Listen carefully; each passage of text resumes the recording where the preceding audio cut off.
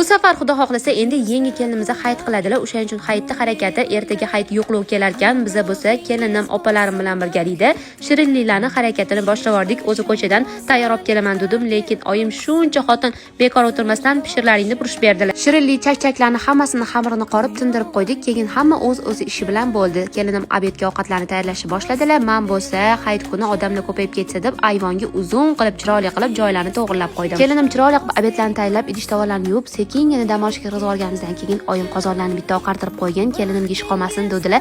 Men qo'llarimni o'ynatib hamma qozonlarni to'ydan keyin chiroyli qilib yengidek qilib oqartirib yuvib berdim. To'g'risini aytganda bu videoni montaj qilib azvuchkasini hayit yo'qlov kelgandan keyin yozyapman, lekin to'g'risi achindim. Shuncha shirinlik pishirganimizga sababi kelin tomonidan juda ham ko'p shirinliklar kelar ekan.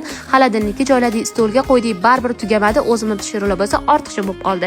Lekin shunda ham kelinimning ragaliklari va o'zimning gusinglab kiyim chiroyli va yishli bo'lib chiqdi. Shirinliklarni tayyorlab turganimizda bo'lsa, men zakaz qilgan dastavkalarim kelib qoldi. O'zi ham 3 kundan beri uyimizga dastavka keladi. Sababi hayit ayyomida yaqinlarimga sovg'a berishni juda ham yaxshi ko'raman. Bu safargi dastavkam bo'lsa Shahzodam Shopdan edi. Ayollarimiz uchun juda ham kerakli narsalar bor. Birinchi ko'rsatgan narsam yoz kelyapti, ayol uchun juda ham kerakli bo'ladi. Sababi aynan qoraygan joylarni oqartirib beruvchi krem bonusiga bo'lsa, shunaqa yuz uxudagi kremini qo'shib berishayotgan. Qolgan narsalarni bo'lsa, profillarga kirib ko'rsanglar bo'ladi. Hidlari asal-asal, aynan romantik juftliklar uchun juda ham kerak bo'lganiga yoshlarga va opalarimga oldim.